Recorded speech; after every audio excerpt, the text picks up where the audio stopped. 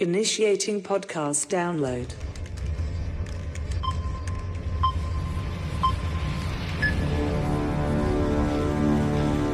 Prepare yourself.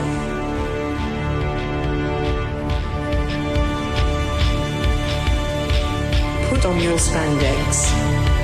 Lace up your boots. Wrap your wrists. Hide your razor blade. Head to gorilla position.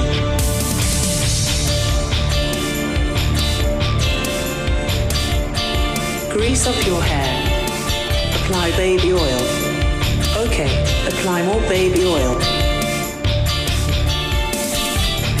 Get into gimmick. Keep your ears open and your mouth shut. Have fun and be safe out there, brother. Welcome to Iron on Wrestling. Now your host, Gregory Iron. Hello again, everyone. Welcome to another edition of Iron on Wrestling with Gregory Iron. I'm your host, Gregory Iron. This is episode 299. Feeling fine. No interruption from Aaron this week because I did record a podcast with Aaron. And then I lost the audio. So, I did have plans to record a podcast with Alice Crawley. I did. And I lost the audio. So, luckily, because I was one step ahead, I went and recorded a podcast with Pedro Deluca, and this will shock you. I almost lost the audio. But then I realized his mic wasn't on 5 minutes in. So we have that. We have that episode for you today. Pedro Deluca, longtime Northeast Ohio, Pennsylvania-ish area ring announcer, one of the all-time greats, a good friend of mine. I got the opportunity to sit with him for a couple hours, hang out with him, podcast. I got to explore his little mini museum in his basement, which he calls the Archives, and it was very, very enjoyable to catch up with Pedro. I actually filmed a whole video, about 40 minutes, unedited, in his basement. Some very, very interesting things. When I say the Archives and I say like a little mini museum, I mean, he's got ring-worn gear down there. He's got rare independent wrestling stuff, pretty much every wrestling figure you can think of ever. It's pretty astonishing, and especially if you're a Northeast Ohio wrestling fan, you're going to love seeing the stuff that he has down in his basement. It was good stuff. It was a good time talking to Pedro, and I'm excited for you to hear this interview this week. Next week, for episode 300, I will have Alice Crawley. She just recently done Power Slap, so we're going to talk about that. We're going to talk about some of our more recent wrestling stuff, and it's going to be a good time. Episode 300. I can't believe we've done this 300 times, and there are roughly 300 times more episodes over on patreon.com/Iron on Wrestling, where you get a buttload of bonus content going all the way back into our archives from 2019. Yeah, it's a real thing, and it's the best way to support the show. $3 gets you in the door, $5 gets you bonus video, like the Pedro video that I'll be uploading, $9, the preferred tier. You get involved in live chats once a month, which we just did this past week, and you also get to pick a bonus podcast subject. So you're that $9 tier, send me a message, tell me what subject you want for the month. I'll put it down. I like to reach out to people about it. Sometimes I forget, so you got to message me. We stopped doing the subjects for a while. We're back on that shiznit, so patreon.com/Iron on Wrestling, the absolute best way to support the show. And before we get into the podcast this week, just so we have a little bit of something building up to the Pedro interview, I wanted to do a quick rundown of some questions that I got submitted into the social media this week. And let's see what we can get to. Fast and Furious here. Juan Ortiz says, is basic Punkonomics gimmick just the human version of Poochie? I do agree with that. Poochie from The Simpsons, and I saw your art, Juan, and I think it was a very good job. It's almost like Juan Ortiz and Of the Dead Designs is a sponsor of the show, and if you haven't purchased artwork from them at any point, perhaps maybe got a logo made for your big or small business, maybe you should do so. Consider that, because Juan Ortiz has been doing this for 20 years. Nearly 20 years, has done major artwork for every person you can think of, probably in WWE, AEW, ROH, New Japan Pro Wrestling. He's done podcast art for the show. I mean, what the hell? Invest in good artwork, not AI bullshit. And Juan is affordable. If you reach out to him, mention Iron Wrestling, you're going to save $20 on your first design. So make sure you contact Juan at Of the Dead Designs on Instagram, facebook.com/Of the Dead Designs, or go to his Weebly, ofthedead.com. shop.weebly.com, because Juan Ortiz and Of the Dead Designs is bringing our work to life. Now that we got that in, what else do we have here? Justin Bonifield says, who have you considered to write the foreword of your book? Would it be more than one person, perhaps? Well, so I don't know if you ever read Stone Cold Steve Austin's book back in the day, but they found a way to insert little writings from, I don't know why I said writings, little excerpts, little paragraphs, blurbs, if you will, throughout his book from people that he worked with when they got to that particular point in the story. I would kind of like to do something like that if I could, once we get to the wrestling portion, because I feel like I know a lot of guys who can contribute little tidbits to the story, their perspective.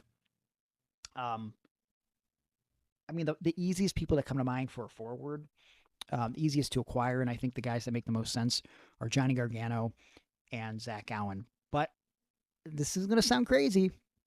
I'm pretty sure I can get Steve Austin to do the forward. And I'm going to try to actually give him a buzz this week, talk to him, not about the forward, but I guess I'll announce it here as I record this today on Tuesday, July 1st. I might be jinxing it, but I just got off of an email conversation with someone who helps behind the scenes with the Talk is Jericho podcast. And next Wednesday, July 9th, I'll be recording an interview with Chris Jericho for Talk is Jericho, which coincidentally, July 9th is my WrestleVersary. I will have been in the wrestling business for 19 years, and wow, I'm going to be talking to Chris Jericho on that day. So one of my all-time favorites as a kid, and I think it should be a very cool discussion. So I'm really looking forward to that. I don't think Jericho is going to write the foreword to my book, but I'm looking forward to that. And I want to thank Sean Togood, who was our guest last week. He sort of got those wheels in motion for the podcast to happen. He's got a great story, a great show, You're My Hero, available on the CBC in Canada. And if you do some research, you can find it and watch it here in America. It's worth your time. Chris Jericho played a part on the show, so he has that connection with Jericho. And so because Sean enjoys my story, and I'm humbled by that, he got the wheels in motion to make this Jericho interview happen. So I'm pumped. It's going to be a good time. And of course, as soon as I have that out, I'm sure you guys will know about it. So that's that. Eric Phillips says, explain how tariffs help the economy, please. I don't think they do. I know that things that I'm buying cost more money. So it costs us all more money, and I hate it. So, yeah. Juan Ortiz says, is King of the Ring still important in WWE, or is it just something they wheel out to keep us happy? I talked a little bit about this on one of our Patreon bonus episodes as we reviewed the Night of Champions show, and that's available at the $3 tier. Me and Aaron not only talked about Night of Champions, but we talked about Josh Excellence's bonus podcast subject, what is WWE doing right and wrong right now? And I think you'll be surprised by some of our answers. So if you want to know what I think about the current King of the Ring, Queen of the Ring situation, patreon.com/irononwrestling. Uncle Bobby says, if Ohio joined Canada and became our cherished 11th province, how would you feel? Do I get health care and all the benefits you guys have? Do we have less gun violence if we're a part of Canada? Because if so, I'm all in. Let's see. You want to get all the Patreon people. Josh Newman says, bit of a preamble, but I swear there is a question eventually. A friend of mine works with a dude that claims to be a former local indie wrestler. My friend swears up and down that this dude is convinced that wrestlers are actually fighting and trying to hurt each other. Shoot fighting, I guess. Now, I'm convinced this dude is either kayfabing her or more likely just messing with her. But my question is this. Have either of you, he's referring to me and Aaron, but Aaron's not here. Have either of you known or heard of a wrestler who thought it was all one big shoot? Wow, that's a good question. Let me see if I can confer with someone real quick. Well, I went in the other room to ask my brother if he knew of anybody, and he did not. The only person I could think of that I questioned whether he thought wrestling was real or not was Mr. RBI, the two-sport athlete, if you recall. You know, he did both baseball because he was the supposed nephew of Barry Bonds, and pro wrestling. But sometimes he talked like he thought wrestling was real. He never wrestled like he thought it was real, but he would talk as if like he was working me. But I know he wasn't working me. So that was always very, very weird. Dean Chard says, what country would you like to visit and why? Well, Dean, I think you want me to say England. And I guess to see you. But also there's a lot of good wrestling in the England area. So I would like that very much so. Let's see what else we got. Corey WH says, what was the first challenging move that you learned inside the ring, and were you satisfied after you officially learned the move? Corey, I kind of responded to you with this on social media, but I'm going to go a little bit more in depth here. First challenging move that I ever learned, which is not a challenging move, but it was a challenging move for me, was the arm drag. I was being taught to do it where you drop down on one knee, like kind of old school, and I just could not get it. And I remember JT Lightning, my trainer, yelling at me so many fucking times to the point where he just got pissed and made me get out of the ring. And it got to the point where maybe I just got to the point where I was so scared that I just couldn't do it in front of him. Once he wasn't around and I was training with Johnny, I ended up, I don't want to say mastering the Ricky Steamboat arm drag because it's making me sound like my arm drags are equivalent to Ricky Steamboat's, but that style of arm drag where you kind of kick both of your feet out into the side as opposed to dropping to one knee. Once I realized that that was a lot easier to do, at least for me, and I could do a fucking arm drag, a very basic wrestling move, I was super pumped. I don't know of any other move other than, in the last 7 years, I've been doing the pile driver. And I don't think anybody, including myself, thought that that was possible for me to do not only a pile driver, but a safe pile driver that wouldn't actually break someone's neck. So those two things pump me up very much so. Jason Dentino says, how are you doing? Is your mental health holding up well? How is the arm doing after the surgery? I'm okay. I have my up and down days as far as mental health. As far as my arm, I have some mobility, still a lot of pain by my shoulder, my bicep. But, I just saw my doctor today, and he's recommending more time and physical therapy. It's not progressing as fast as we would like it, but also I'm using my arm for my everyday activities. I can't compensate with my right, so it's a real issue. My pec doesn't really bother me, and that's what tore the pec tendon, but that connects really to everything. It, in some ways, is helping secure my bicep and my shoulder, my rotator cuff. So it's a longer process than I would like, but, I'm doing my best to get through it. Coincidentally, Jenny Blanchett also asked, what country would I like to visit and why? Why did Dean Chard look like he copied and pasted your question? That's still my answer, Jenny, but I wanted to throw your name out there. Michael Blake Whitehead says, best and worst experiences working fair shows. I would say my best experience off the top of my head was, my best experiences were always old wrestling. I'm trying to think of other fair shows that I worked that weren't old wrestling. I worked one in Canada. Other than traveling with Cody Deaner and Tyler Turba, I really enjoyed that trip a lot. Very fun trip. It's one of those car rides where you're in the car with these guys that are so fucking funny and you wish you traveled with them more and you feel like you've traveled with them 100 times. But I literally only traveled on that one trip and it was like 5 hours or something. And it was a super cool experience. But old wrestling, I always got to test stuff out. It was a little bit of an easier crowd. And in the one fair show that I did, I got to do a spot that I stole from a Stone Cold versus Jake Roberts house show match with a guy by the name of Big Sue, where it was a perfectly made spot for a house show / fair show in this case, because the spot was Stone Cold cheats and ends up getting Jake off balance after cheating and beating him with a shoulder tackle, like 2 seconds into the match, or 3 seconds at least. That's how long it takes to win a match. And then Jake basically asked him at this house show, hey, let's restart. I wasn't ready, blah, blah, blah. And so, you cheated.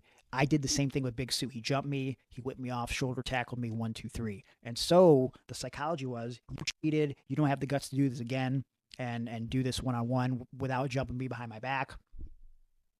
So we built the match too, where when normally it wouldn't be a false finish, we did for a false finish a shoulder tackle near the end of the match because that's how he beat me 10 minutes earlier. And crowd was way into it. It was a lot of kids. So it's always nice to test things out at fair shows. So that'd be my advice to, any younger guy in the business. When you have the opportunity to work shows like that, don't be afraid to dick around and try stuff. And the other experience was wrestling MJF. He was doing a golfer gimmick. And, I was the El Paso Kid or whatever, and we had a really fun match. And that's one of those shows that I really got to know Max a little bit better. And it's just funny looking back now.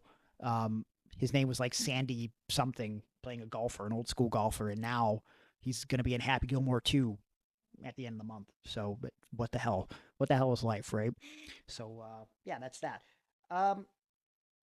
That's all the questions I'm going to ask for right now. I'm not even going to do an outro for this. I just want to get the podcast recorded and up as quick as possible. So, with that being said, please submit more questions for next week over on social media. DM me directly if you would like. Follow me on social media. Subscribe to the podcast if you haven't on YouTube. We're trying to grow that all the time.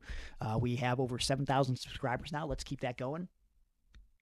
Subscribe to the podcast on iTunes, Spotify, wherever you download podcasts. Follow us on social media at Iron on Wrestling. Follow me on social media. You can find me at Gregory Iron on X, at Gregory_Iron on Instagram, Facebook.com/The Handicapped Hero. You can book me for pro wrestling seminars and motivational speaking.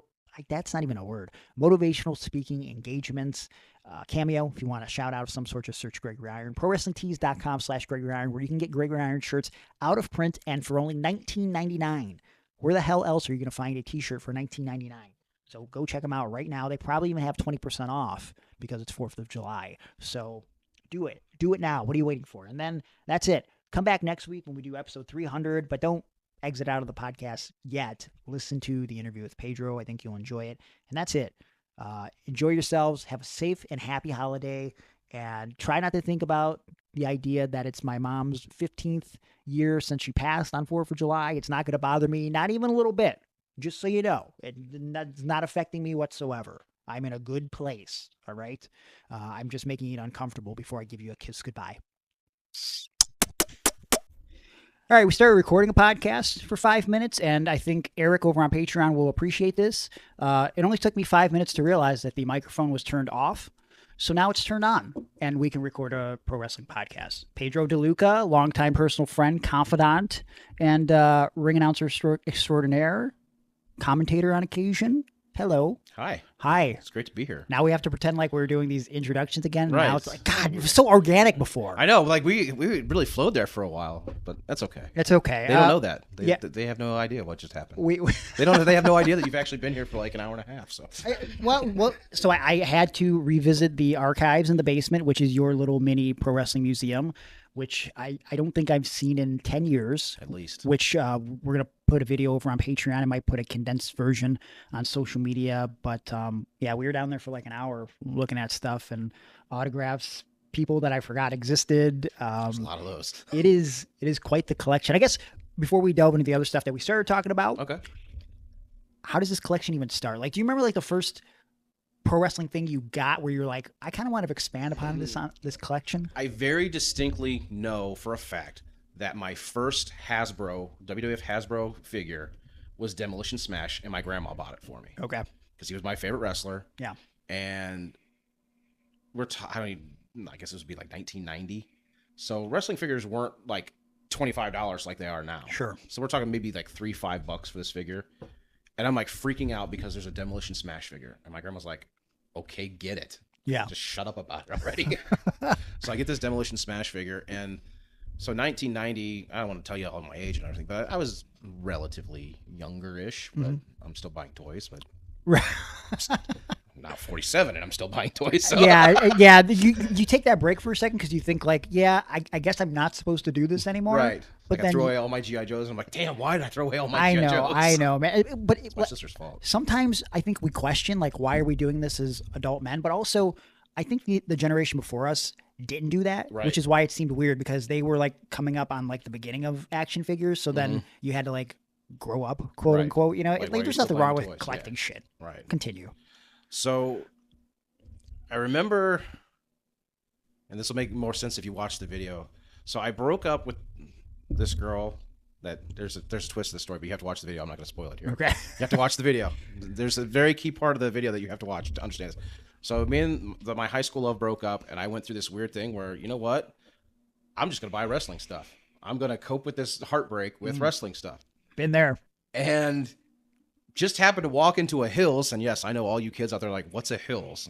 Well, Hills was the coolest store for wrestling fans ever. Yeah. Because they had everything. Mm-hmm. They even had this little snack bar that had cups, plastic cups that you get like ices in. And it was like Jake the Snake Roberts and Brutus Beefcake and all these other dudes. So Hills was like the go-to place for wrestling stuff. And they just so happened to have on clearance all these Hasbros. There was the Blue Series with like the purple Razor Ramon, the black trunk Shawn Michaels. Oh my God. So I bought all of them. Okay. Like 5 of each figure. And I'm like, I'm just going to collect wrestling stuff from now on. And from there, it just exploded, evolved, whatever you want to call it. And that's why we have the archives now. Can you imagine every dork that just listened to what you said, including myself, and thought to myself, I wish I could jump into a time machine and go back to that Hills when those were on clearance, knowing how much they were? 3 for $10. That's 3 for $10, and I bought every figure they had. Like those Razor Ramones, those Shawn Michaels, like mint on card now are like at least $300. Now I'm gonna break your heart though. You opened them. No. Worse. Oh God. So when PWO Prime, whatever you want to call it, when we were doing those shows at that little room at the Agora, do you remember these? Yeah. My dumb ass, and I'm sorry for cussing on your show here. I don't give a fuck. My dumb ass sold a purple card, or purple Razor Ramon and black trunk Shawn Michaels mint on card for $10 a piece. I'm sorry, Greg. Pedro, stop. Put it down, Greg. Put it down. Great to have you on the show. If you got anything you want to plug, we'll just wrap this bad boy up here. $10. Like, you got to remember, this is before Cardona. This is before all the wrestling figures happened. Like, this is right when Mattels are just coming out, and like the adult collecting thing is just starting off. I didn't think these things were worth anything. Oh boy. So like, all those multiples of all those figures were sold at PWO shows at the Agora for $10 a piece. I wish I would have knew. I wish I would have knew. Oh my God. But how many years ago was that?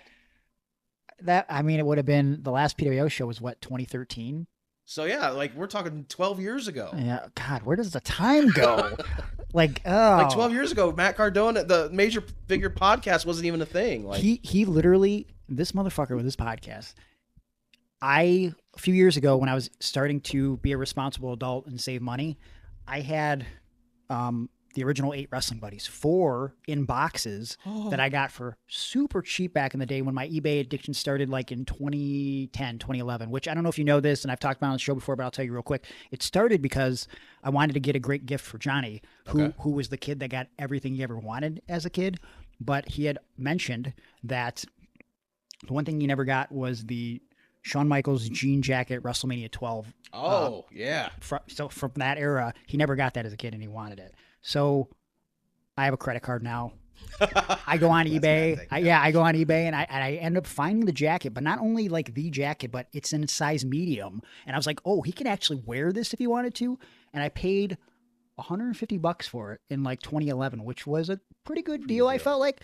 And it might be the only time ever that I've done something for Johnny where he seemed almost emotional. I don't want to like, put any feelings or thoughts in his brain that weren't there, but he opened, he goes, Shawn Michaels jean jacket?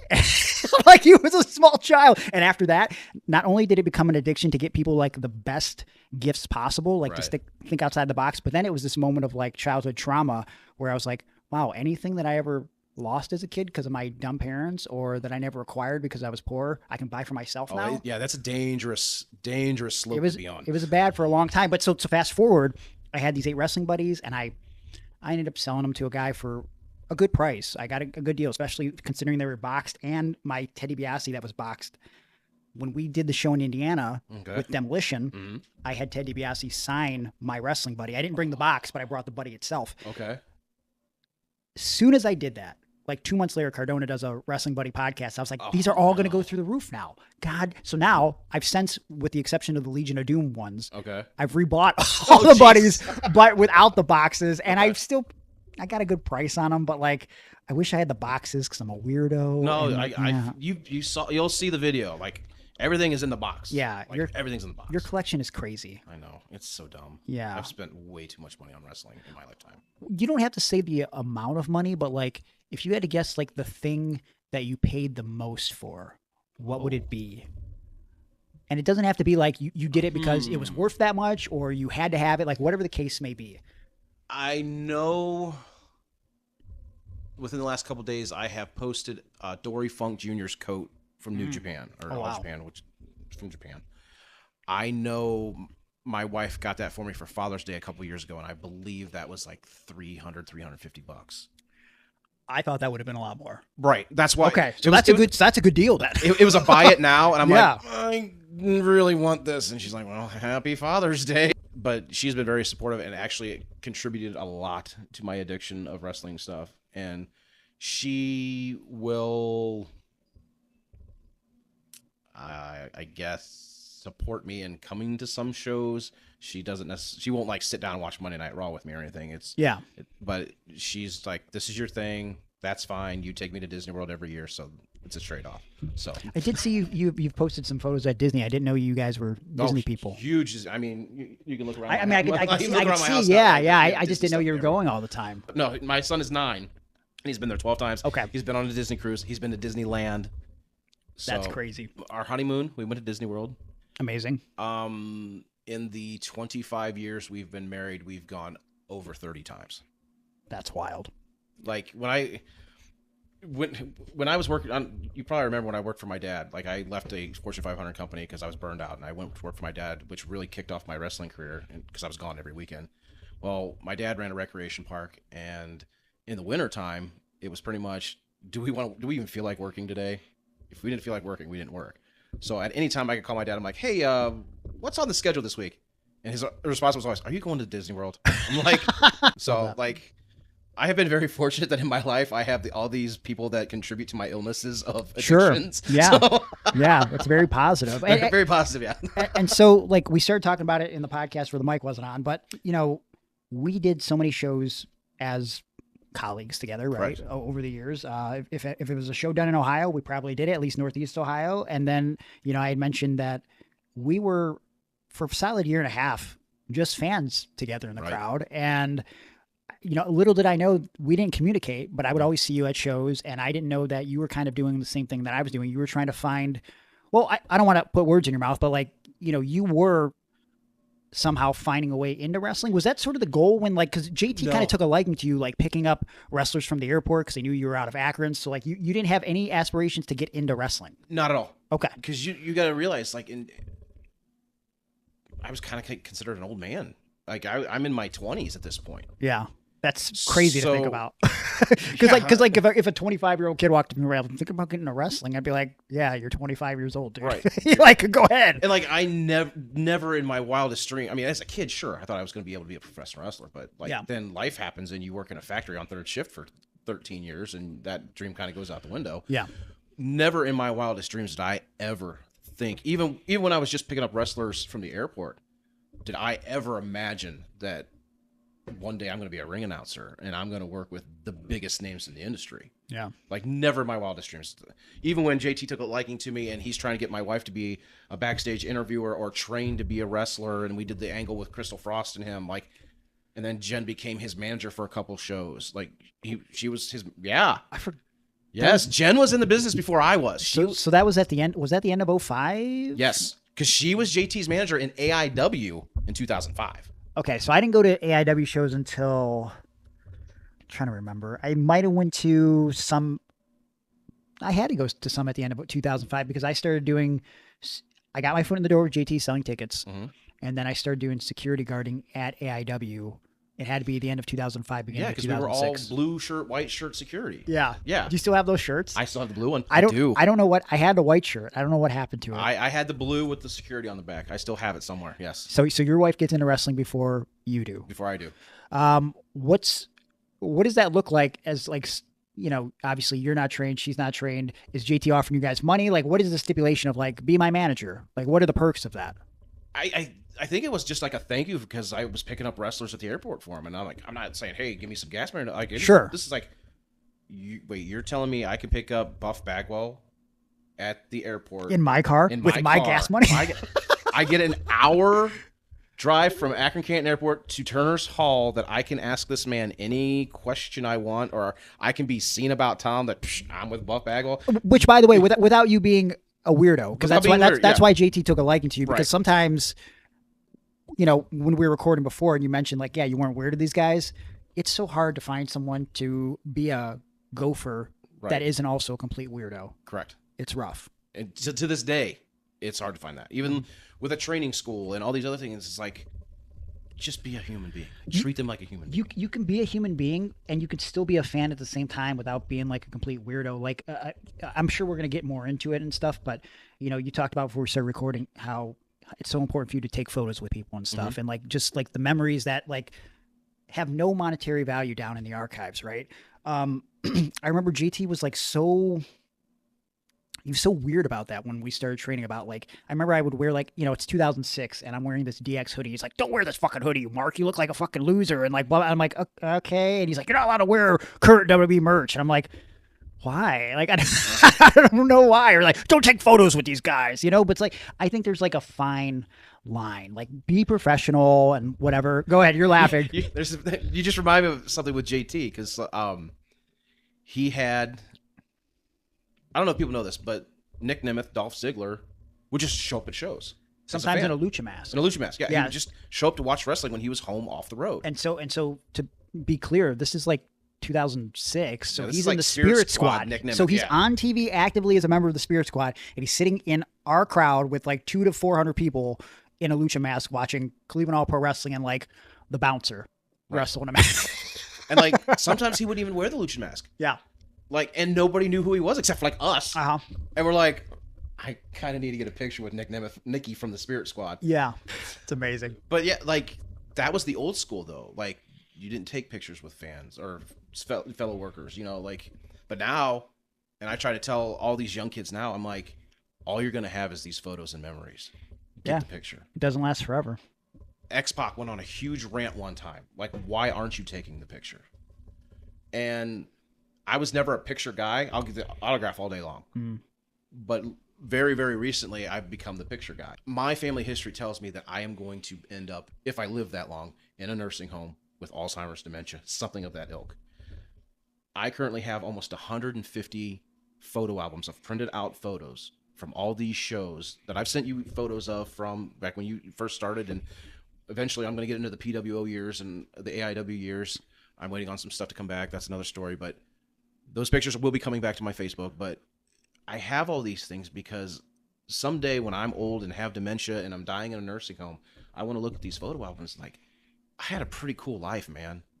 That this guy from Suffield, Ohio, that never, ever dreamed that he would have any way into the professional wrestling business when he's in his backyard pretending to be Hot Stuff Eddie Gilbert and the Rock and Roll Express and cutting up sweatpants to look like Bruce Beefcake and getting in trouble because his mom just spent all this money at Kmart buying him brand new sweatpants and he cuts the sides of them up. Yep. Never in my wildest dreams that I would have this career or get to do all this cool stuff. And I want these memories for when I don't have a memory and realize that I had a really blessed, freaking cool life. Yeah.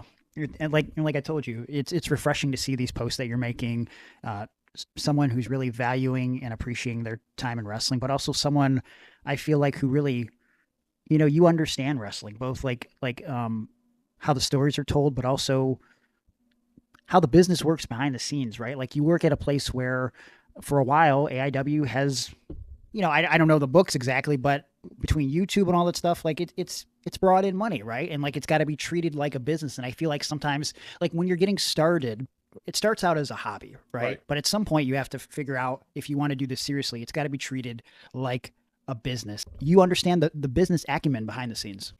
So you didn't really think you were going to get into wrestling. Never. Your wife starts getting into wrestling because you're taking these trips from the airport to the show for JT. JT kind of takes a liking to you. At what point does it become you maybe wanting to do it, or perhaps maybe someone's desperate for a decent ring announcer that's not Hank Hudson? Like, how does that look? So, being in the front row of Cleveland All Pro, I befriend Chandler Biggins. We always sat next to each other. It was Big F and Tom, who was one of the founders of Toy Ohio, Drew Taylor, who became a referee in AIW, and all over the place. Chandler Biggins, me, and Jen. We always sat together. If possible, we always sat together. Well, Chandler got in with the AIW guys. He comes to me one day. He's like, hey, why don't you come check out our show? I go check out the show. It's Gauntlet for the Gold 1. It's the infamous chopping up the Bibles incident. Oh, God, yeah, Christian faith. I'm like, I want nothing to do with this. I will never be back.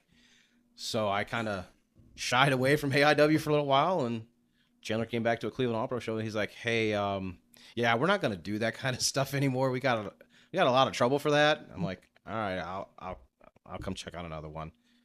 And for whatever reason, I feel like Sanjay Dutt was on the next show I went to, and he said, "We'll give you a shirt, you can be security, but we want you to take pictures." So I stood at ringside, took pictures, and from there it evolved into I kind of like joined the ring crew, and then I became the head of ring crew, to where I'm taking the ring home with me at night.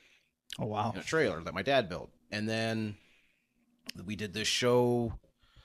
Kano Josh Emanuel arranged the show. I always messed up. I always want to say it was in Strongsville, but I don't think it was in Strongsville. But it was at his alma mater that we did this show, and it was the AIW Battle Bowl 1. Chuck Roberts was supposed to be the ring announcer, and for whatever reason, he couldn't make it. Well, earlier in the day, Josh Emanuel and I believe it was Patrick Hayes were just goofing around in the ring, and they were acting like Randy Savage and the Ultimate Warrior, and I just happened to do a Howard Finkel type introduction to bring the Ultimate Warrior Randy Savage to the ring. Chuck Roberts doesn't show up that night, and they're like, "Hey, he's kind of good at it. Just have him do it." And they're like, "All right, you're ring announcing tonight." I'm like, I don't have, I'm in torn jean shorts and a ratty AIW shirt. Like, "Well, you'll just do it behind the curtain." So I do this show, and I will never forget. Of course, the one thing I mess up is for John Thorne. He was supposed to be his tag team partner. I said he was his opponent. And John Thorne's like, "I'm his fucking tag team partner." I'm like, "Oh, well, I'll never get to do this ever again." But this is pretty cool. I got to do one show in my lifetime. That's pretty cool. So Battle Bowl happens. Somehow Chris Cronus just enters into the Battle Bowl Battle Royal, even though he wasn't on the show because he was running later. So okay. It was all kinds of stuff. But Patrick Hayes won the Battle Bowl. And afterwards, Chandler comes up to me, gives me a big bear hug. He's like, "You were really good tonight." I'm like, "Yeah, but I messed up John." He's like, don't worry about it. It's fine." Fast forward a couple months later, and the show where Chandler wrestles J-Rock happens. Well, I think IWC was running the same night or something. Chuck Roberts couldn't be there, and they're like, "Well, do you want to do it? Do you want to announce it?" I'm like in the ring? They're like, "Yeah, get a suit and you'll be in the ring." Well, that was my in-ring debut, Driven by Suffering. And literally from that point on, it just exploded. Did you have a suit, or did you have to go? I had a suit because okay, we were a good church-going family, and I had a nice suit, and my dad always believed you had to have nice clothes for funerals and stuff like that. So I had a nice suit. Okay. Nice black double-breasted suit, ties, and rings, and all decked out. Do that show, and Lamont Williams, Kid Rageous, Lamont Action Williams. What is his name now? He's out in Texas. Lou Gotti. He's Lou Gotti now out in Texas. He's like, "You're phenomenal." He's like, "I want you to do my shows." So then I became the backup ring announcer for AIW and the ring announcer for Live Action Wrestling, which became Hard Knock Wrestling. When did you start doing the Live Action Wrestling shows? Because one of my first bookings that wasn't Cleveland All Pro was for a Law show, I'm pretty sure. And it was me versus, do you remember Afro Man? I do remember Afro Man. Okay. Yes. All I remember about this match was at one point, this guy put me up on the top rope. Oh. And then he gets up there, and I don't know what he's doing, and he goes, "Backdrop." And I'm like, "What?" And honestly, I'm surprised that wasn't my first concussion, because he just went all the way up to the top rope and backdropped me off the top rope. This was like less than a year in, and he called it while we were up there. Whoa. That's what I remember from that show. So, Driven by Suffering would have been March or April of 2007. And it was like the next month I did my first Live Action Wrestling show. Okay. From there, the big split with AIW happened, and Firestorm became a thing. Yeah. So yeah, there was like a separation between guys within the company, and then so JC, who was a part of AIW, what was it? JC and Fat Nick went their separate ways? Well, Fat Nick and John stayed. Okay. JC left. Okay. And formed Firestorm with like Deviant, Michael Hutter, who became EC3, Ray Rowe, the Pirates, all those guys. All the old Cleveland drama. Yes. Good times. So then I became the de facto ring announcer for the AIW crew. I also was the commentator for Firestorm. huge conflict of interest. But all these things just started snowballing. It wasn't too awfully long after that. Wally calls. I'm literally in Disney World. I remember this like it was yesterday. I am in my resort room at Caribbean Beach Resort in Disney World. There's a message on my phone because this is flip phone time. Like, you didn't have a good camera on your phone, so you didn't take your phone to the parks unless you just wanted it for your watch. There's a message on my phone. It's from a 216 number. I have no idea what this number is. And I have a voicemail. And it's Wally. And he's like, hey, we're starting a new wrestling company. We're going to be on Sports Time Ohio. We want to see if you'll be our ring announcer. So immediately I'm like, wait, I'm like just a couple months in and you're going to put me on TV? Okay, sign me up. Well, I think I've told you before when it came time to talk about ring announcers, because again, me and Johnny and Matt Justice a little bit, at the time, you know, as this all was planning to become a thing, we didn't want the same old Hank Hudson voice, you know what I mean? And we knew you were around, and we were like, Pedro's like just a fresh face, a fresh voice. We don't want the Hank Hudson corniness. Like, I love Hank, but like rock 'em, sock 'em, knock that. We didn't want that, you know? It was just weird. So I kind of had like a tryout for PWO. Was it that at the old training schools? It was like this weird building that had nothing in it on West 25th. Yes. Yeah, because it was like, so now it's just all apartment buildings, but at the time they only had a few apartment buildings, and then when Wally rented it out, it had a boxing school in it, and then it had our wrestling school. So yeah. So he takes me in this little room and he's got this video camera set up and he hands me this script and he's like, all right, go. I'm like, go what? That sounds like Wally. And he's like, I want you to hype up the crowd. And I'm like, how, what? What do you mean hype up the crowd? So I almost failed my audition. Like, I don't know what he said to you guys afterwards, but Wally was pretty much like, this guy ain't got it. I don't remember what he said. I remember that day because I remember you being there, and I'm pretty sure Mike Moran was there filming all this. I bet you Mike still has that footage, but because I've never seen any of that. I remember Mike took photos and he took like videos or like tried to film commercials or something, and your little tryout there. Yeah. But I've never seen any of that. I even forgot that was a part of the whole thing. There was very few people there. Like, I know Chris Cronus was there because he was mad. He's like, why am I here? This has nothing to do with me. Why am I here? And I think like two of the girls that became PWO girls were there. God, that was a whole thing too. we did not want PWO girls because do you know the story behind that? I do not. Okay, so it's a different time before I say this. And I'm pretty sure, so Josh Prohibition was working behind the scenes because that first year of PWO, Josh was writing and booking the show. His idea as a joke, and there was a lot of jokes that most of them didn't get on TV, but the Socks of Justice did. Matt Justice. I'm glad to find out that was a joke because that was horrific. But I think it was because Josh didn't like Matt. Like that was the deal, and he tried to pitch this terrible gimmick for me, and then Johnny kept messing with me about it at home. You probably don't know this either. They wanted to call me Das Wunder Cripple, and they wanted me to talk in a German accent like Alex Wright. I'm like, I'm not being Das Wunder Cripple. I don't even know if I've ever told that story before. But his idea was he wanted hot, like really hot, slutty girls around the entranceway, and he. Like old school TNA in the cages? Yeah, it's 2007, so he's like, we should have girls called the PWO sluts. It was a joke, okay? And so somehow PWO sluts became girls that Adrian knew and your wife. Yeah, now I'm kind of like, wow, Josh Prohibition thought of my wife as the PWO No, slut. but that's not what it was though. Like the idea was to get like super hot, like skanky girls in 2007, and then it just became like friends of the wrestlers, and it was like, well, like the one wasn't like the one girl like Johnny's cousin? Yeah, like cousin's sister or something, and then like the other one was like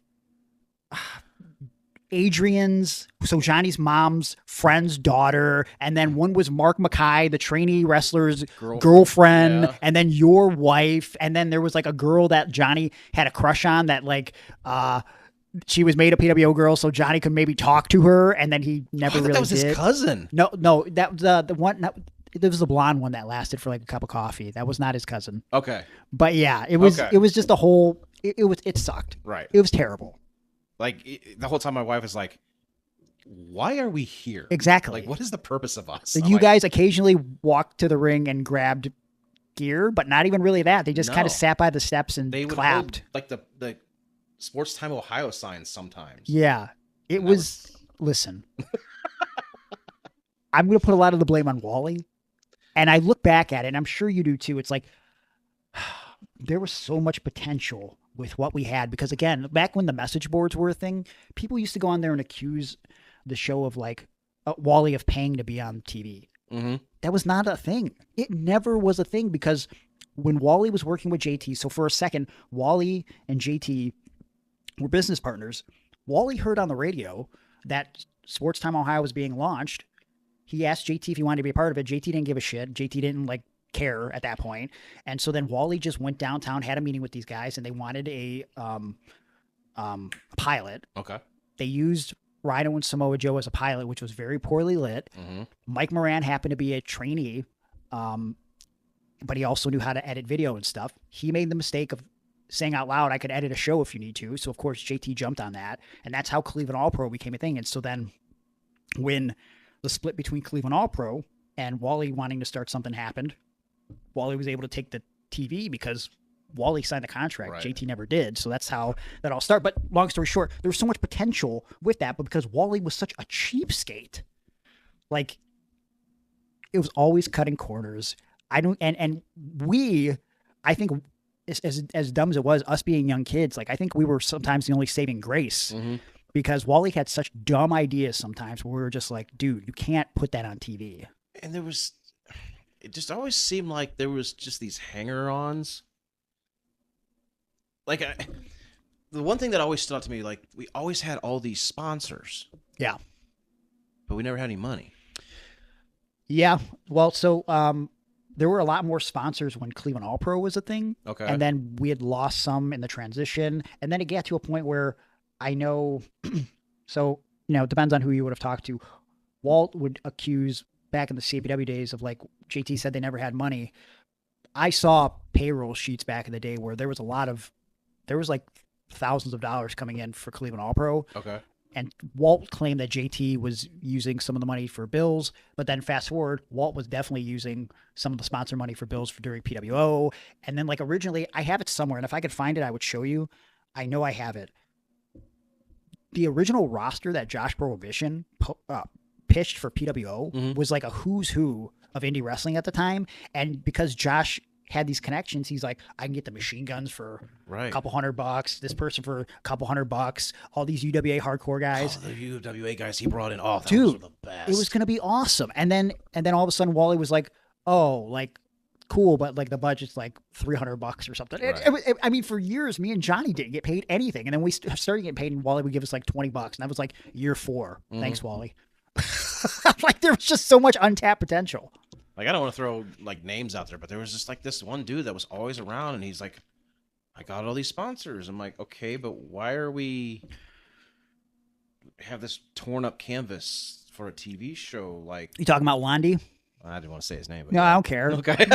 He's Eddie Only's uncle. Really? Yeah. So Eddie, we need to have a talk. So me and Eddie Only have talked about this before. Londi's whole thing was his dream was this thing called Teen Club. Yes. Yeah. Carried on that scale model all the time. I'm like, why does this man walk around with this scale model? I did not know he brought that to shows, but I knew it was a real thing. He had a model of a teen club, which in retrospect seemed really creepy that he was so fixated on it. He had like this marble column at the resolutions because they were like sponsored by the Police Athletic League. Yeah. And he had like this marble column that he would put this scale model in this plastic dome. I don't remember that. God. I mean, I remember seeing it. I just wanted to kick it over. I wish you would. I wish you would have, man. Like, Ask Aaron about that. Aaron had to have seen it.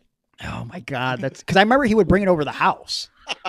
Like at the table, and I'm like, why does this dude have a model of like a fantasy building full of teens that he wants to build? It just seems very creepy. I was waiting for Chris Hansen to pop out. He would walk around like it was like Cinderella's slipper on a pillow. Like he was, this is what we're doing PWO for. We are going to build this youth center. And I'm like, I don't think we are, man.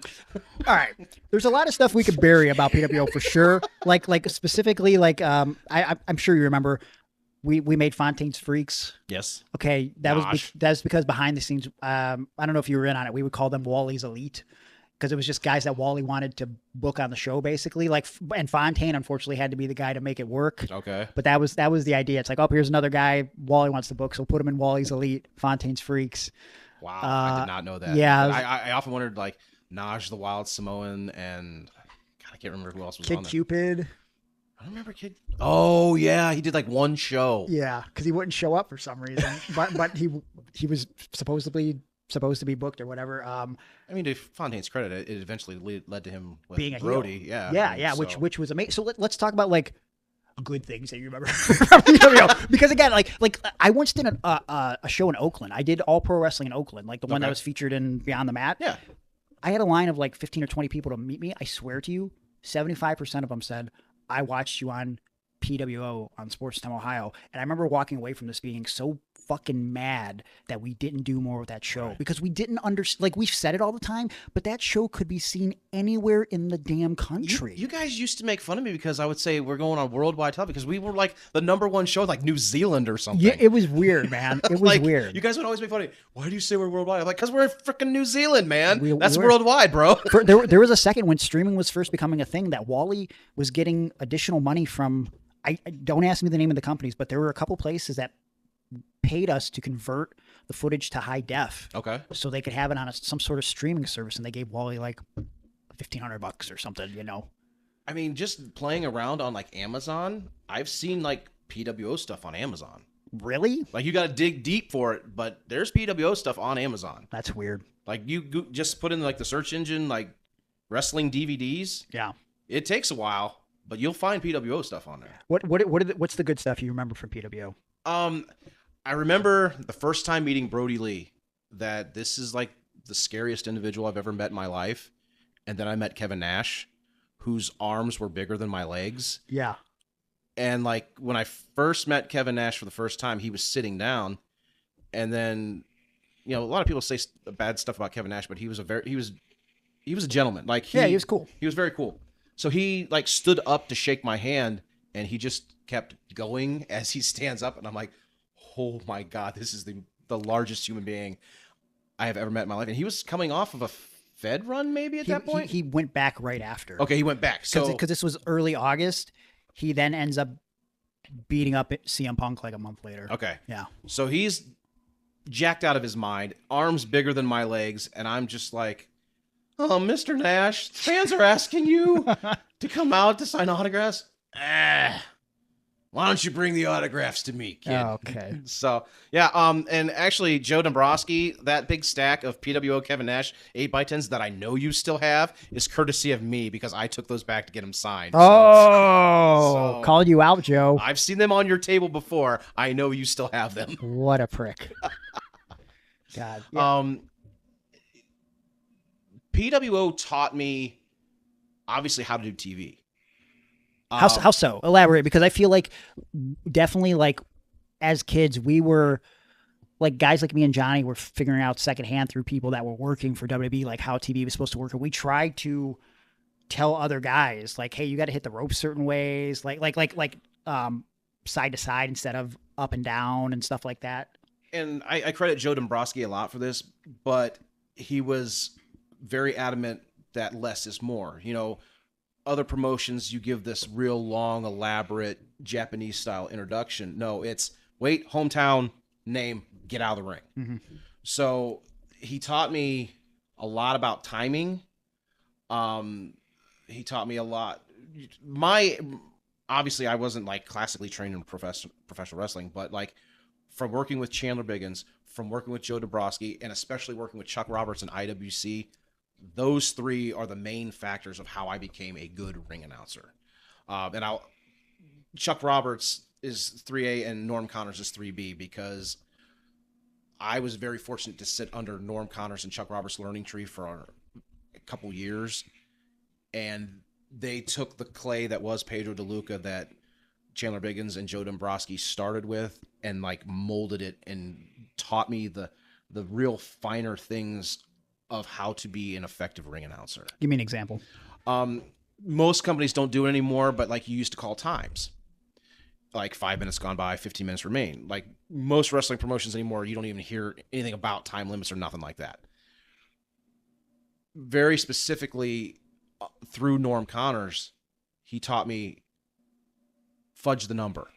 Like your stopwatch might say 5 minutes, but wait until there's a break in the action to call that time, so you don't take the pop away from a move. Yep. And I don't think ring announcers even think about that kind of stuff now. It's like, oh, it's 5 minutes. 5 minutes gone by. Well, yeah, you just blew the body slam spot. Your spot is just as important as if like you're working a tag match where 2 guys are wrestling on the outside of the ring and 2 guys are in the ring. If something's happening in the ring, don't you dare do something on the outside of the ring at the same time. Right. You know what I mean? It's the same psychology with ring announcing. Right. There was an instance, I should say. I used like the big baby face triumphs at the end. And you would say, like, once again, here is your winner. Why are you doing that? To give them one last pop? It's not your job to do that. It's their job to get that pop. That's fair. And I'm like, I never really thought of it. He's like, you can't get them over if they can't get themselves over. Just to cut you off for a second. Sure. What are your thoughts on, because I feel the same way about the post-match handshake or hand raise that happens like literally every match? Because the way I look at it, I get so mad when I like, I'm not going to name anybody. I just watched an all-girls show recently. Okay. Small little crowd, but you could tell by one match that if you would just talk to the crowd, listen to them, they would have interacted very well. But they're pretty much dead the whole show because no one's interacting. But after every match, first of all, had a hard time telling who was babyface and heel. And then when the match was said and done, handshakes, hand raise, just to get the cheap little, oh, yeah, okay. You know what I mean? It just feels like you couldn't get over during the match. So now you're desperate to end this with some sort of applause. Let's shake hands. Let's hug. Let's be friends now. And it just feels like blah to me. Yeah, because there's a very famous quote by Jim Cornette that says, yes, they know the business, but they don't know our business. So, yes, we know it's all predetermined, it's scripted, blah, blah, blah. You've been hurt how many times? It's real, kids. Yeah. I have literally stood over you when you were knocked out in the ring. Yeah. In the blazing hot sun, I am standing over you, and you asked me 45 times what happened. And I told you 45 times what happened. Trust me, kids, accidents happen. The hits are real. I have literally scraped you off the canvas how many times? A lot. Yeah.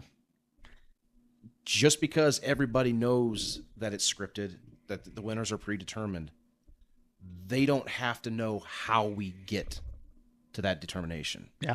And if you are every match doing the shaking of the hands and the raising of the arms, you just told the audience this is all bullshit. Even if they bit and they got into your match and you got over, if you just lost that match and you're not pissed off that you lost that match, it was bullshit. It's like, I think about it like, you know, it's like anything else. You do it when it matters. Like I think about just off the top of my head, something more recent when Brock shook Cody Rhodes' hand after what would be his last match in WWE at SummerSlam. Killed Brock Lesnar. You think it killed it? See, I thought that was like a moment of like, he's never shaking hands. So like this one moment of like shaking hands, I thought it was okay. But don't you think the fact that obviously Cody Rhodes is smaller than Brock Lesnar, Cody Rhodes has a different aura than Brock Lesnar. Brock Lesnar is this monster that beat the Undertaker's streak. Yeah. He beat Roman Reigns. He mauled John Cena. Yeah. Wouldn't it have been more effective if instead of just shaking the hand, like he pulled him in for a clothesline and says, no, I'm still that badass. I'm not going to put this guy over. Yeah. You're not wrong. You're not wrong. I just look at it as like they did their 3-match series, and in the end, like he earned the respect. Yeah, I get that. You know what I'm saying? Like, and it's one of the, and also, you know, you mentioned Brock entering the streak. Geez, we could have a whole podcast just about that because I remember when that happened. I tried to justify it with like, man, I wish it didn't end, but whoever beats Brock next, that could be the next guy, and then the next guy to beat him was Goldberg, and I was like, okay, well then that was wasted, right? You know what I mean? Like, why did we do this then? And I mean, we could throw stones at WWE booking or any company's booking left and right. But that's another one of my pet peeves of wrestling. Okay, why does a guy that just got beat the next month has a title match? Yeah, it's weird. Like, we're really diving deep in the weeds here. As long as you do something to try to make it make sense, I'm okay with it. But that's been like the backlash right now about Goldberg coming back. Is like he just comes out and he gets a title shot, but it wasn't even like you could have at least justified it with like open challenge. Right. Now here he answers the open challenge. Like, okay, we at least have something, but it's like, meh. But getting back to your original point about the raising of hands and the shaking of hands. Yeah. Okay, if you're going to do that, why all of a sudden are you not selling? Why are you automatically, oh, well, just because I'm going to shake your hand, I'm not hurt anymore. Right. If you're going to do something to that effect, at least be kind of like, do the thing where you're still on the canvas and you look up like, okay, that really sucked, but all right, you're the better man. Yeah. And do the whole shake hands and they kind of pull you up like, I just barely beat you. Like, I'm lucky to have gotten that win. Yeah. That to me would mean more than this excellent show of sportsmanship. Because if we want the audience to believe that these matches matter, the championships matter, wins and losses matter, it can't just be like, oh, well, I lost. I'll get a title match next month. Right. Got to be stakes. Got to be like consequences. Yes. That's what life is about. Decisions that happen have consequences, either good or bad. Wins and losses have consequences, good or bad. Yeah. So if you are just, oh, shucks, I lost that match. Well, there's next month. Yeah. You just destroyed this whole belief of an athletic contest. Mm-hmm. And that's where wrestling in this, I hate to use the term super indie mode that wrestling has become. We all looked at Ring of Honor with the shaking of hands like, oh, that's a cool concept. But when like Christopher Daniels would refuse to shake hands, I thought that was awesome. It mattered. It mattered. All of a sudden it mattered, yeah. Because Christopher Daniels is telling you, if I've freaking lost, I ain't going to shake your hand. I'm going to kick you in the nuts. Yeah. They made it but it was part of the story. Right. Like these guys, like in my head, it's like, you don't know how to actually get over. So you're desperate to leave this ring with a reaction. So let's shake hands so the crowd can be like, it's almost like a gimme applaud. Right. You know what I mean? Like, oh, thanks for participating. Right. We appreciate you coming out here. Yeah. All right. I want to hang on this too long. Okay. You know, you're kind of in touch with more current crop of AIW guys. Obviously, you're still doing that on a regular basis. As far as like when we're talking about guys who get it, is there younger guys that you see a future in at AIW right now? There's a lot. And it's not just. I love doing shows, and I there's a lot of people I call my kids. Like I don't even know how many kids I have now, but if you're going to take the time to come ask me a question, ask me advice, whether it's about wrestling, real life, whatever it is, you're my kid now. There's obviously, there's different levels. Yeah. There's some that, man, this guy's ready to go. And I know you asked me for specific examples, and I would hate to give examples and leave somebody out. You're good. I respect that. There are several that I would say within the next 2 years are ready to go. Some are ready to go now. And I would be doing a disservice if I left somebody out because I have all these kids and I don't want to hurt anybody's feelings. There is a crop of wrestlers on the way up that need 2 or 3 things, like some more ring seasoning, maybe get their bodies in a little better shape, work on their promo skills. Promo skills right now, I think, industry-wide, is the thing that's lacking. Why do you think that is? Honestly, I kind of blame our cell phones. We have lost the ability to talk because everybody texts. Nobody calls anybody anymore. To have a conversation with someone is lost on this generation. Like, you talk to these kids nowadays, they even talk in emojis now, like, LOL, like, whatever Riz is and all this other crap. I don't know. But you try to have a conversation with someone, and you can see it in their eyes. They don't know how to talk to you. Mm-hmm. So the greatest thing for this generation coming up, they have vastly more resources than we ever had because we didn't have Facebook. We didn't have X. We didn't have Instagram.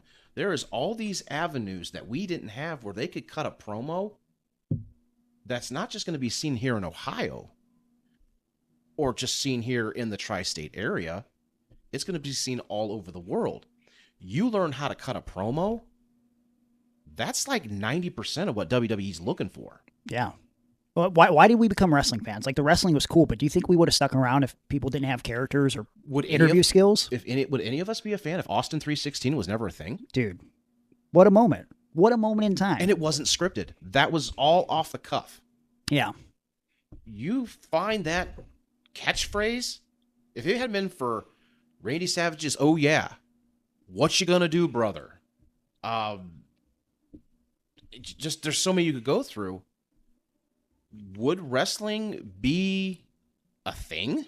I think part of the problem is like these indie kids think that, I feel like I sound like such an old man, but they feel like they're obligated to cut a promo. There's no desire to do it because if you watch the majority of the promos too, it's like, this Sunday at insert building name here right. at this date and time. And I have to tell these guys, like, dude, someone, or you can edit it yourself on on your phone, because I could do that.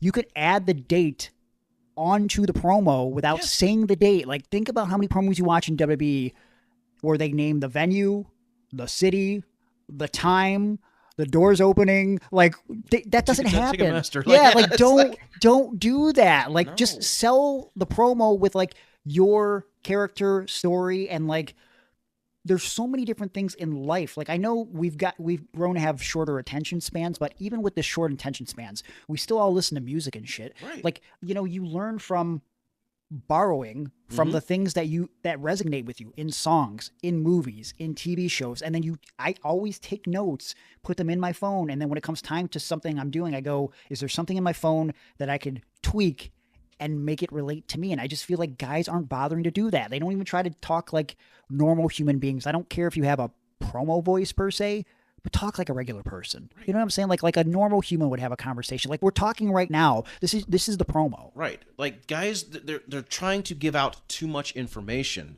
so it comes out robotic. Throw a match graphic up before your promo or after your promo. Yeah. Your focus in this promo is to sell tickets to people to want to see this match. If they really want to see this match, they'll figure out the venue, the time, the date, how to get tickets.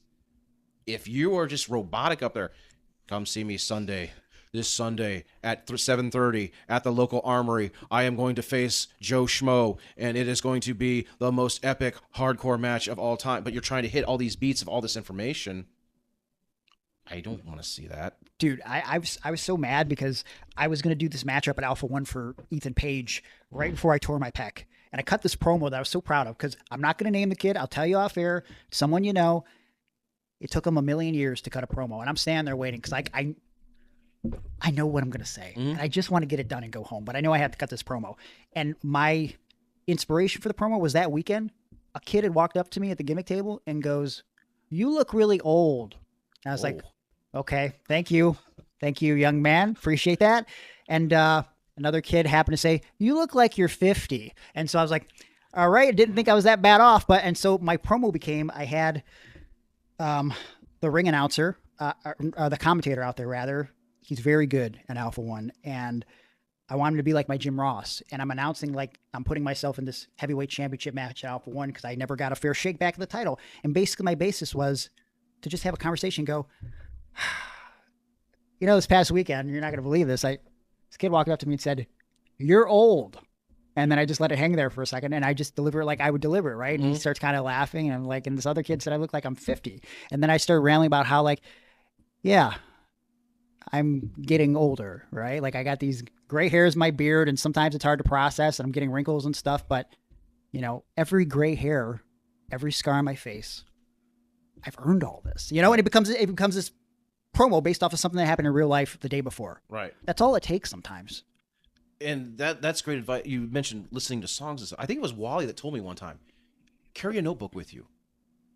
He's like, inspiration comes from everywhere. And you might get an idea. I can listen to a song and I can write a screenplay about a song. I have written promos for guys guys that are kind of big deals in the business, and it's amazing to me that these guys don't even know their own character. But how am I, as an outsider, I can see what you're trying to do, and I can write you this promo. Sometimes I feel like some of these kids, I mean, young and old, sometimes like I feel like, not even applying to wrestling, I think wrestling is life, life is wrestling. Sometimes I can see something in you that you don't see in yourself, and it takes someone else saying, hey, I think you have this. Right. Let's pull that out of you. You know what I mean? That's been part of the issue where a couple people pitching for me for writing jobs. I'm like, yeah, I can write you 6 weeks of TV as a pitch, but I also feel like I have to be there because maybe I could see something that someone else doesn't see, that they don't know they have, right? Like it's easy to just write what you think someone could be, but what are they? And I always go back to Ben Fruth and Corey Winters. They had the moves, they could wrestle. They didn't have the confidence. Right. They didn't have that outgoing personality. Had someone taken them under their wing, Corey Winters especially. Corey Winters was afraid of everything, but he could go in the ring. If we could have found something more than just slapping a snowflake on the side of his tights, what could Corey Winters have become? And these are younger kids from PWO. So on the flip side, I think we made whatever Ben Fruth was is like this little inspiration underdog. We made that work, right. But part of what made that work was I don't think Ben had the athleticism, but he understood wrestling better than you would have thought. Right. And so that's how he was able to make that work. Because also I think sometimes when you're training to become a wrestler, you have a perception of what you're going to be. But if you're smart, you find out quickly, maybe that's not who I am. Right. And I feel like not everybody can be the main character, as the kids say now, or it's main character energy. Sometimes you got to fit into a different role. And I feel like when that opportunity is thrust upon you, it's up to you to figure out, all right, how do I make that work? And some things are impossible to make work, but you got to try to the best of your ability. Right. Find something in that particular scenario that resonates with you, and you can pull it off. And there's so many examples you could give. Like, guys don't want to be the comedy guy anymore. You can't have all badasses on the show. No. It's boring. You can't have all singles matches on the show. It's boring. Trust me. We've both been on shows where it was 12 singles matches. Yeah. Yeah. And the audience by match 8 is done. Right. You got to have something to break it up. I'm not saying you have to be the ha-ha slapstick comedy guy, but Colt Cabana made a real good career out of being the guy that doesn't take himself seriously. But also, if you paid attention, you realized that Colt could kind of do it all, which is why, again, looking back, and this is what I try to tell kids now, you know as well as I do that, especially when we started, there's always these veteran guys who never really did anything but want to offer advice. And I feel like you can get advice even from the lamest of people who haven't done anything. Sometimes you have to take the little nugget of, you got to find that gold. That clump of dirt. Or sometimes it's like, well, you just basically explained everything that I shouldn't do, but okay. You want to aspire to be like people that are in positions that you want to be in. And I remember seeing Cabana and thinking like, he could kind of do it all. Right. Let me pick his brain. And if I don't take the time to do that, to talk to my peers or like guys that I want to be like, I don't have my best success as a wrestler because that made Colt pay attention to me. You know what I mean? Like, it's just, that's how it all worked out. Like off podcast, not even today, we had a long conversation about Tracy Smothers. Yeah. We have a lot of love for Tracy Smothers as fans, as colleagues, as this big world. Tracy had no problem being the badass, had no problem being the slip on a banana peel heel, and everything in between. It's always said in wrestling, there's layers to this. If you are this one-dimensional badass, sorry, Goldberg, I'm looking at you right now. You have a very limited shelf life. Because once you get that first loss, and as bad as that booking was for that first loss, he was never the same ever again. Nope. So if you are this one-dimensional character, you have a very infinite or very finite shelf life. You have to come up with, okay, I can be this badass that goes on this winning streak, but eventually that winning streak's going to have to end. What do I do next? You have to constantly evolve in every aspect of professional wrestling, not just in your character, but in your promo work, your showmanship, your ring entrance. You've got guys doing the same ring entrance that they've been doing for 25 years. Well, if it didn't work year one and it's 25 years later and it's still not working, might be time for a change. Yeah. Maybe change up that ratty denim ring jacket or those ball hugging tights that shouldn't be ball hugging tights anymore, or something like that. I want to know who you're burying. I'm not burying anybody in particular. I'm just saying, if it's year 25 and it hasn't worked for you yet, you didn't do what you needed to do. Let's talk real quick. Man, we went long today, but I'm okay. Sorry. I know I'm okay with it. I'm okay with it. Like, I just feel like, we've already shown that you've been more than just a ring announcer. And I think that's incredibly important to explain to people. You decided to walk away from wrestling, and that was like 2015, right? It was the summer of 2015. Okay. And so we thought that was it. And then eventually you end up coming back. And now, not only do you do the ring announcing on occasion, you have behind the scenes duties. Talk to me about why you left the first time in 2015, what brought you back, and what you do beyond ring announcer now. So in 2015, my wife was pregnant, and I never, in wrestling, you never say the word retire because it never lasts.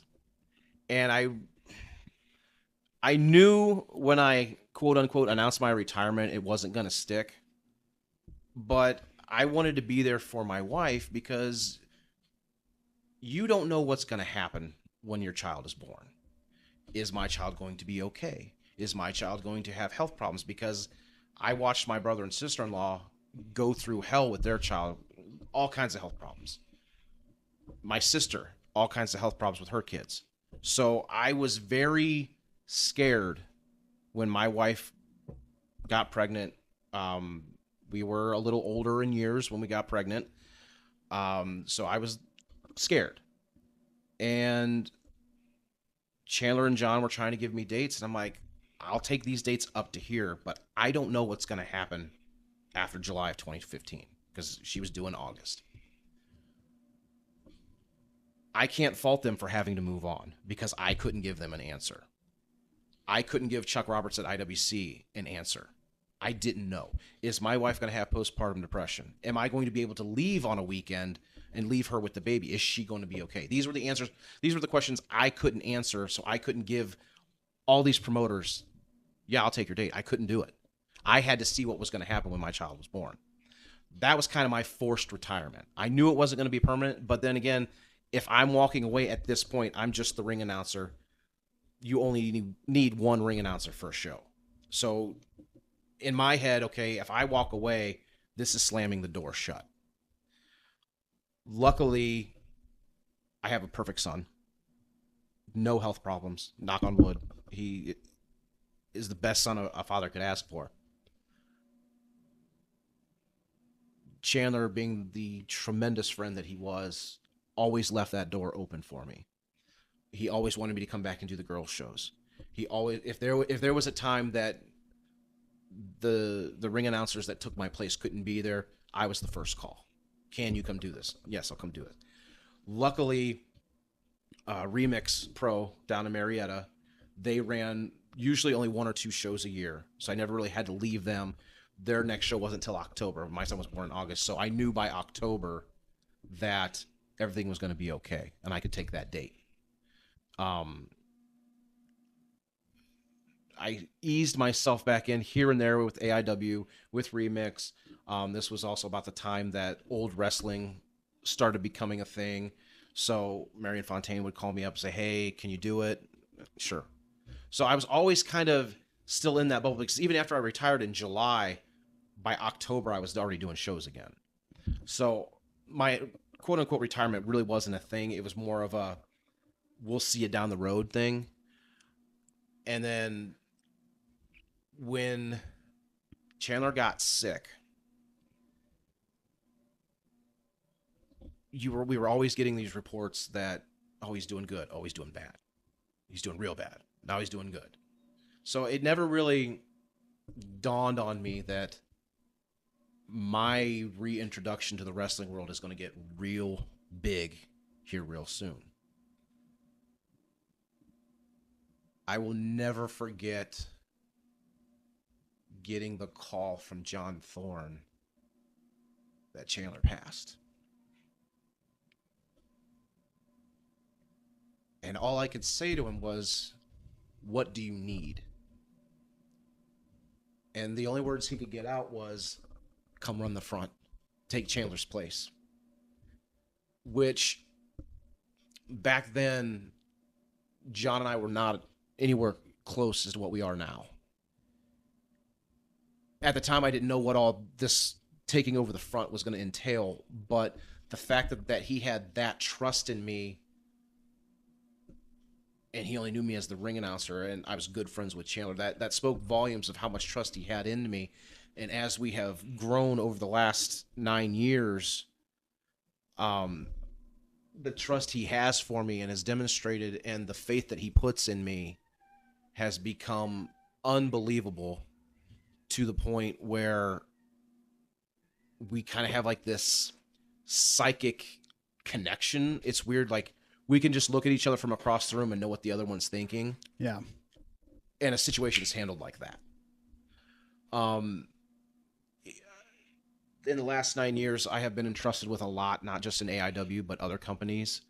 I think people have seen the hard work that I've put in behind the scenes at AIW and have kind of gravitated towards me like, "Hey, we've seen what you've done here. What can we do to maybe one day attain that lofty status?" And I have always been in the mindset of, if you are going to ask me for help, I'm not just going to give you a tidbit. I'm going to wrap my arms around you, and I'm going to pull you the way through. Good or bad, my wife will tell you that my life is way more stressful now than when I worked a 40-hour job for a Fortune 500 company. My phone never stops. I have to charge my phone 3 or 4 times a day because my phone never stops. The fact that my phone is not blown up. Oh, yeah, it is. Never mind. We've had it on silent. The fact that my phone hasn't been blowing up is kind of a miracle, because I do have my hands trying to help people along the way, because yes, I love AIW with all my heart. Like, you've seen my house. There's AIW stuff everywhere.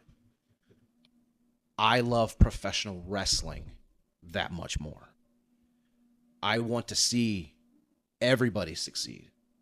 I tell people all the time, I'm Switzerland. I will bring nations together, and we will all get along. People might hate me for it. People love me for it.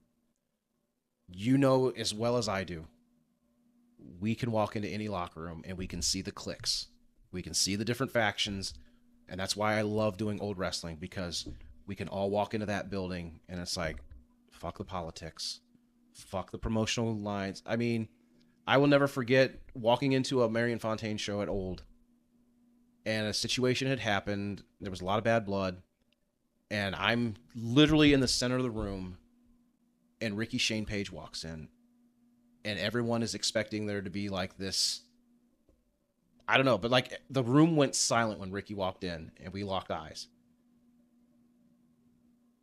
And he walked over, and we gave each other the biggest hug. And like, I think people were disappointed, because it's like, we're friends. Yeah. Wrestling means nothing. If I call you my kid, if I call you my friend, if I call you my brother, that's not just a nickname. I'm not a brother guy. If we are friends, I have a toxic trait of being unbelievably loyal to you. If you have helped me out in any situation, I will be there for you in return. The fact that you asked me to be on this podcast today, we have known each other and been friends for eons. Yeah. Lost touch for a little while, but that's the wrestling business. Mm. I hope in your mind, when you reached out to me for those pictures, I hope that in your mind you knew there was never an issue between us. There was never any heat between us. We were always like, we're every weekend together at PWO, AIW, CWE, LAW, you just throw out some letters. We probably worked for a company with those letters. Yeah. I wish professional wrestling could be that way. I know it can't be, but I can be. Yeah. You want my help? Unless you royally screw me over, I will help you. I will answer your questions. I will try to pull you along. I have no problem humbling myself. I have no problem working hard for anyone. I will do anything to help anyone succeed because I get no joy out of going out to perform in front of 30 people. If I walk out and there's only a crowd of 30 people, why can't it be 300? What did we do wrong that I'm looking at steel chairs here or wooden chairs and not people loving professional wrestling? People can say whatever they want about professional wrestling and that it's lowbrow entertainment. No, it's not anymore. It is one of the biggest money-making entertainment sources ever. WWE has proved that. AEW to an extent has proved that. New Japan has proved that. People want to see wrestling. They just don't know how to find it. It is our job to find those people, bring them to our arenas, give them a reason to suspend that disbelief, because there's enough stress, hatred, all this crap in the world. Let me take all that stress off you for 3 hours. Let me give you a reason to smile. Let me take you back to your childhood where you sat with a bowl of cereal on your couch watching WWF Superstars and Brutus Beefcake with his ripped up ass pants with his big old shears, and that joy that you had on your face when he came to the ring to that song that got stuck in your head like an inchworm. Professional wrestling can still be that to anyone if we give them a reason to care and we give them the proper outlet to express their fandom, to make them feel safe, to give them all those emotions that we as fans had. Wrestling can still be that way. We just have to give it the proper platform and make it available to them. You said that so beautifully. I'm trying to get emotional here. Like it's so nice. It's just so refreshing to have a conversation like this with you. The only thing that I will say, and I will apologize to you for, and this goes out to Tom Dunn as well. Knowing all those times that you guys scraped me off the mat, I would like to apologize for all those times that I oversold like I needed to be scraped off the mat to where you guys were leaning down. You're like, you're okay? I'm like, yeah, I'm good. You're like, you son of a bitch. I hate you so much. Thank you for doing this with me today. No, I had a blast, man. And if somebody wanted to see all the beautiful stuff you're posting on social media, which, includes random t-shirts from your archives in indie wrestling, posters, like one of the things I marked out for in your basement is the All Pro Wrestling phone number sign that you had from Turner's Hall that JT had up in there for a long time. One of two that exist. If somebody wanted to see all this good wrestling stuff posted on social media, how can they find it? It's just the only social media I have is Facebook. And unless you're like one of these weird chicks that are just trying to get a green card that keep trying to friend request me. Oh my God. I will accept any friend request, because who am I to say that you don't deserve to get to see what I have to put out there? Because all of my stuff is, well, I should say all, but most of my stuff is wrestling related. I am just trying to spread all these love letters of pro wrestling to as many people as I possibly can. If you want to be my friend, I will accept your friend request, unless you start sending me weird messages like, hey, honey, how are you? Can I get a pic? No, you cannot. Oh, my God. You know what I'm talking about. I know exactly what you're talking about. Well, yeah, Pedro Deluca over on Facebook. And Pedro, this is great catching up. It has been great. Thank you so much. I want to tell everyone, Greg has gifted, and it will be appearing on my Facebook very shortly, a beautiful pair of Handicap Hero tights that I know I have had to have ring announced him in many, many, many times. The actual, them being multicolor handicap logos on the front, that was actually inspired by, you'll see it now that I'm saying it, Ultimate Warrior, when he had like the random Ultimate Warrior symbols on the gear. Yep, that was the inspiration. It was actually made from the lady that made Warriors gear.